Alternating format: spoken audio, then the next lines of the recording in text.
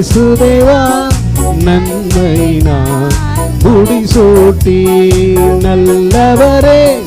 இயேசுதேவா நன்மையினால் முடிசூட்டி கிருபைகளை பொழிந்திடுவீர் என்றென்றுமா நடத்திடுவீர். கிருபைகளை பொழிந்திடுவீர் என்றென்றுமா நடத்திடுவீர் நல்லவரே. இயேசுதேவா நன்மையினால் முடிசூட்டி இதுவரையில் நடத்தி வந்த உமது நன்மையை இதுவரையில் நடத்தி வந்த உமது நன்மையை இன்று மறவேனே. நன்றி இயேசுவே இன்று மறவேனே. நன்றி இயேசுவே. தேவா உம்மை நான் என்றும் மறவேன் நல்லவரே. இயேசுதேவா நன்மையினால் முடிசூட்டி நீ சோர்ந்து போகாதே. உன்னை அழைத்தவர் உண்மையுள்ளவர். அவர் மனிதன் அல்லவே பொய் சொல்வதில்லையே. அவர் உண்மையுள்ளவர் வாக்கு மறப்பதில்லையே. அவர் மனிதன் அல்லவே பொய் சொல்வதில்லையே. அவர் உண்மையுள்ளவர் வாக்கு மறப்பதில்லையே. வாக்கு தந்தவர் சிறந்தவர் சிறந்ததை தருபவர் ஏமாற்றங்கள் இல்லையே. தந்தவர் சிறந்ததை தருபவர் ஏமாற்றங்கள் இல்லையே. வாக்கு பண்ணினவர் மாறிடார் வாக்கு தத்தம் நிறைவேற்றுவார். வாக்கு பண்ணினவர் மாறிடார் வாக்கு தத்தம் நிறைவேற்றுவார். சொந்து போகாதே நீ சொந்து போகாதே சொந்து போகாதே. நீ நம்ப பண்ணின உந்தன் வாக்குகளை நிறைவேற்றுவே. நீ நம்ப பண்ணின உந்தன் வாக்குகளை நிறைவேற்றுவே. உடன்படிக்கை பிசகாதவர். உடன்படிக்கை பிசகாதவர். தாவீதுக்கு நான் பொய் சொல்லிலே என்று சொல்லி சொன்னதை நிறைவேற்றுவேன். என் அலைச்சல்களை அறிந்தவரே. என் கண்ணீரையும் காண்பவரே. என் அலைச்சல்களை அறிந்தவரே. என் கண்ணீரையும் காண்பவரே. என் கண்ணீர்கள் அனைத்தையும் துருத்தியில் வைப்பவரே. என் கண்ணீரை எல்லாம் கணக்கில் வைப்பவரே. என் கண்ணீர்கள் அனைத்தையும் துருத்தியில் வைப்பவரே. என் கண்ணீரை எல்லாம் கணக்கில் வைப்பவரே. நான் பயப்படும் நாட்களில் உம்மை நம்பிடுவேன். என் லட்சத்தின் நேரத்தில் உம்மை சார்ந்து கொள்வேன். முதல் ஸ்டான்ஸா பாடுகிறோம். என்னை அழிக்க நாள்தோறும் நினைத்த எதிரியின் கையில் விழாமல் காத்தீர்.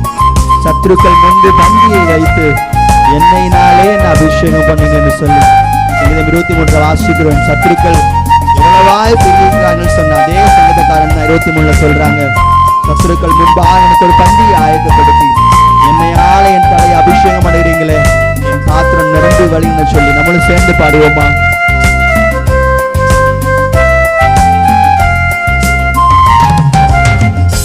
என்னை அழிக்க நாள்தோறும் நினைத்த எதிரியின் கையில் விழாமல் காத்தி என்னை அழிக்க. நாள்தோறும் நினைத்த எதிரியின் கையில் விழாமல் காத்தி சத்துருக்கள் முன்பு பந்தியை வைத்து என்னை நாளே அபிஷேகம் செய்தீர். சத்துருக்கள் முன்பு பந்தியை வைத்து என்னை நாளே அபிஷேகம் செய்தீர். என் அலைச்சல்களை அறிந்தவரே, என் கண்ணீரை காண்பவரே, என் அலைச்சல்களை அறிந்தவரே, என் கண்ணீரை காண்பவரே, என் கண்ணீரனை தொழும் துருத்தியில் வைப்பவரே, என் கண்ணீரை எல்லாம் கணக்கில் வைப்பவரே, என் கண்ணீர்கள் அனைத்தையும் துருத்தியில் வைத்தவரே,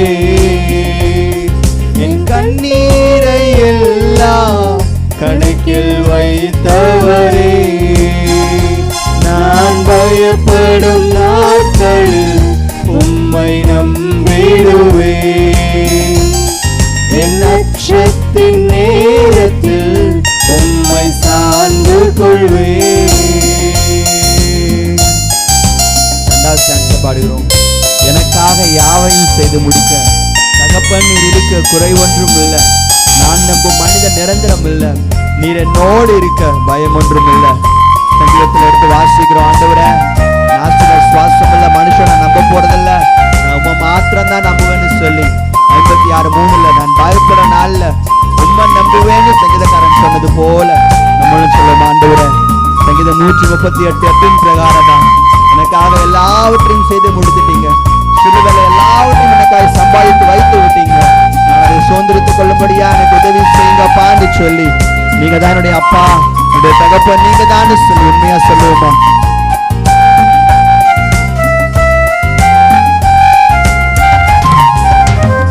எனக்காக யாவையும் செய்து முடிக்க தகப்பன் இருக்க குறை ஒன்றும் இல்லை. எனக்காக யாவையும் செய்து முடித்த தகப்பன் இருக்க குறை ஒன்றும் இல்லை. நான் நம்பும் மனிதன் நிரந்தரம் இல்லை.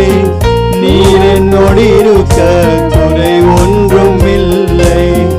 நான் நம்பும் மனிதன் நிரந்தரம் இல்லை. நீர் என்னோடு இருக்க குறை ஒன்றும் இல்லை.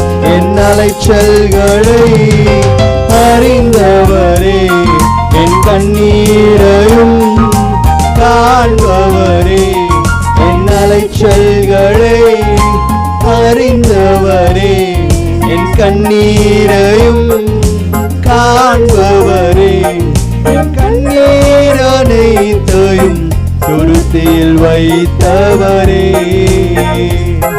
என் கண்ணீரை எல்லாம் கணக்கில் வைத்தவரே,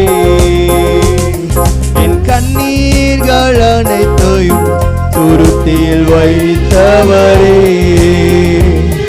என் கண்ணீரை எல்லாம் கணக்கில் வைத்தவரே. நான் பயப்படும் நாட்களில் உம்மை நம்பிடுவேன். மாட்சிமை மாறாய் நேசருக்கே, மகிமை மகிமை மாட்சிமை மாறாய் நேசருக்கே. ஒன்று சொல்லுமா? மகிமை மகிமை மகிமை மாட்சிமை மாறாய் நேசருக்கே. மகிமை மகிமை மாட்சிமை மாறாய் நேசருக்கே. கல்வாரி திருப்பீடமே, கரை போக்கும் திருரத்தமே,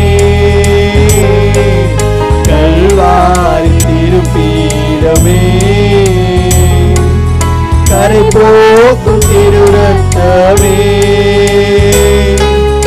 உயிருள்ள பரிசுத்த ஜீவ பலியாக ஒப்பு கொடுத்தோமையா உயிருள்ள பரிசுத்த ஜீவ பலியாக ஒப்பு கொடுத்தோமையா மகிமை மகிமை மாட்சிமை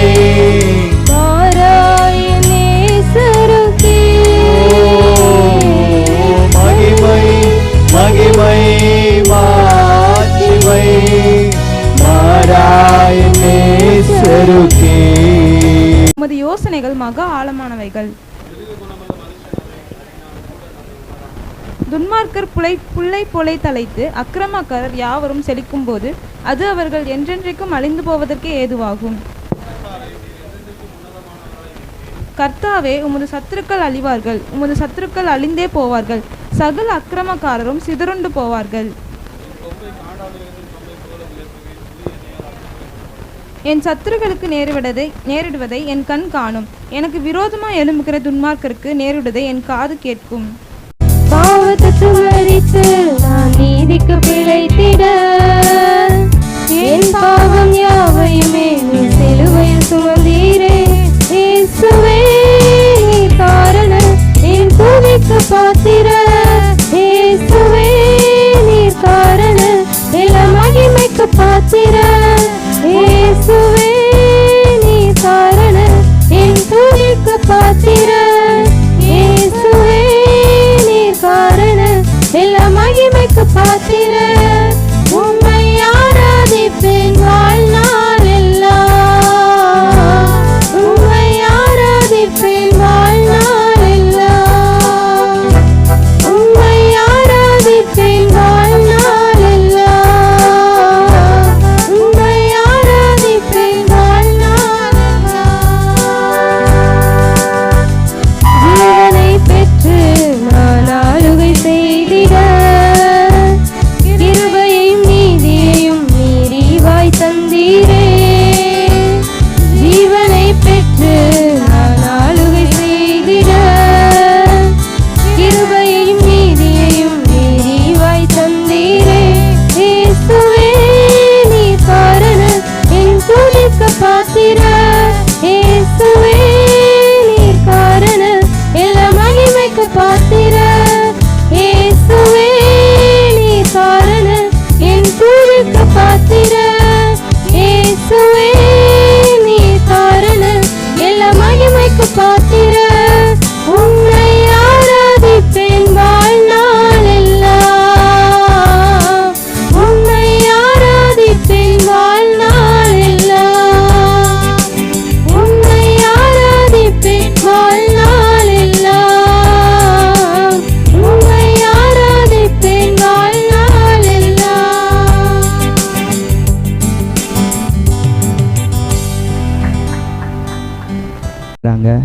அந்தியோகியான்ற ஒரு பட்டணத்தில் பார்க்குறாங்க. அவங்கள சொல்கிறாங்க கிறிஸ்தவர்கள் அப்படின்னு சொல்கிறாங்க. அவங்கள எப்படி சொல்கிறாங்க? கிறிஸ்தவர்கள். பின்னா என்ன? அவர்கள் கிறிஸ்துவை போலவே இருக்கிறாங்களாம். இன்னும் பேதுருனுடைய அந்த வாழ்க்கையில் நீங்கள் எடுத்து வாசித்து பார்த்தீங்கன்னா அவங்க சொல்கிறாங்க, நீனும் கலிலேயன் தானே, உன் பேச்சு, உன் செயல், உன் நடவடிக்கையெல்லாம் நீ இயேசுவோட கூட இருந்தேன்னு என்ன பண்ணுது? காட்டி கொடுக்குதில்ல அப்படின்றாங்க. அப்போ வெறும் 3 வருஷம் இருந்த பேதுரு எப்படி மாறிட்டார்? இயேசுவை போலவே மாறிட்டார். இயேசுவை போலவே மாறிட்டார். பரிசுத்தாவியானவர் வந்ததுக்கப்புறம் இன்னும் பலவானாக மாறிட்டார். ஜீவாதிபதியை கொலை செய்தீர்கள் அப்படின்றாரு. எவ்வளவு போல்டாக சொல்கிறாரு, ஜீவாதிபதியை கொலை செய்தீர்கள் அப்படின்றாரு. இதுக்கு முன்னாடி பயந்த பேதுரு இப்போ ஸ்ட்ராங்காக இருக்கார். அப்போ எப்படி இந்த போல்ட்னஸ் வந்துச்சு? எப்படி இவ்வளோ ஸ்ட்ரென்தன் ஆனார்? அவருக்குள்ளே ஒன்று புரிஞ்சிருச்சு. என்ன தெரியுமா? பரிசுத்த ஆவியாகிய தேற்றரவாளன் அவர் எனக்குள்ளே இருக்கிறார். ஆவியானவர் என்மேல் இருக்கிறார். இயேசு ஆரம்பிக்கும் இப்படி தான் ஆரம்பித்தார். ஆவியானவர் என்மேல் இருக்கிறார். அப்படி தான் அந்த வார்த்தையை முதலாவது அவர் சொன்ன வார்த்தையே இதுதான், ஆவியானவர் என்மேல் இருக்கிறார். தரித்திரருக்கு சுவிசேஷத்தை பிரசங்கிக்க என்னை அனுப்பினார் அப்படின்ற சொல்லி ஏசாயில் எழுதின அந்த வார்த்தையை கோட் பண்ணி தான் ஆண்டவர் முதலாவது அந்த வார்த்தையவே இந்த மாதிரியான ஒரு ஜெப ஆழத்தில் அவர் பேச ஆரம்பிக்கிறார். அப்போ 3வது ஒரு காரியம், நம்ம எங்கே போனாலும் சரி we are carrying Jesus. நம்ம இயேசுவை கொண்டு போய்கிட்டு இருக்கோம். இயேசுவை நம்ம பிரதிபலிச்சுக்கிட்டே இருக்கோம். எங்கே போனாலும் நம்ம என்ன பண்ணுறோம்? இயேசுவை பிரதிபலிக்கிறோம். இயேசு தான். அதனால தான் ஆண்டவர் அந்த இடத்துல ரொம்ப அழகாக தாவீது எழுதி வைத்திருக்கிற அந்த ஒரு காரியம், சாமுவேல் அதெல்லாம் எழுதி வைத்திருக்கிற ஒரு காரியம், அவர் வரும்பொழுது சொல்கிறாரு, நிந்தித்த அந்த கர்த்தரின் நாமத்தில் தான் நான் உன்கிட்ட வரேன். ஒருவேளை நான் தாவீதுன்ற ஒரு போர்வேல வந்தேன்னா, தாவீதுன்னு என் பேரில் வந்தேன்னா நான் கண்டிப்பாக தோற்றுருவேன். ஏன் தெரியுமா? எனக்கு ரொம்ப பிடிச்சிருக்கு. 5 கூழாங்கற்கள் எடுக்கிறாரு.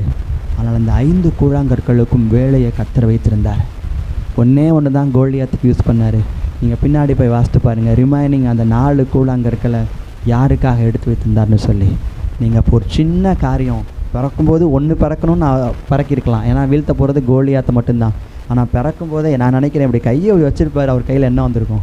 5 வந்திருக்கும். அவர் 5லாம் கவுண்ட் பண்ணி என்னவா செஞ்சுருப்பார்? பிள்ளைங்க மாதிரி, சின்ன பிள்ளை மாதிரி, இது 1, இது 2, இது 3, இது 4, 5 எண்ணிருப்பார். எண்ணிருக்கலாம் மாட்டார். அப்படி எடுத்து அடப்ப பையில் போட்டிருப்பார்.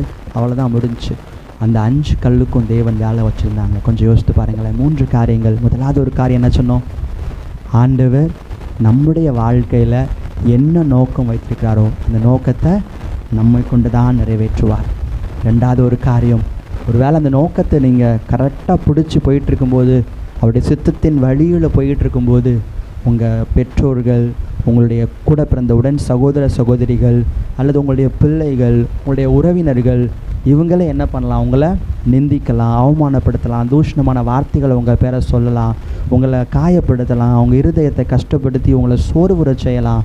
எலியாலாம் பார்த்தீங்கன்னா பெரிய மிராக்களை செஞ்சுட்டு வானத்துலேருந்து அக்னி இறக்கிட்டார். ஆனால் ஒரே ஒரு பெண்ணை பார்த்து பயந்து, போதும் கர்த்தாவே, என் ஜீவனை எடுத்துக்கொள்ளும், என் பிதாக்களை பார்க்கணும், நான் உத்தமன் அல்லன்னு சொல்லிட்டு ஓடி போய் படுத்துக்கிறார். அப்போ தான் ஆண்டவர் சொல்கிறார், இல்லைப்பா, என் தட்டி எழுப்பி, தூதன் தட்டி எழுப்பி போ அப்படின்றார்.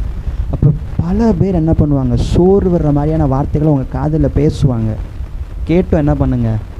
அதனால தான் என்ன 2 காது கொடுத்துருக்காரு. அப்படி தானே?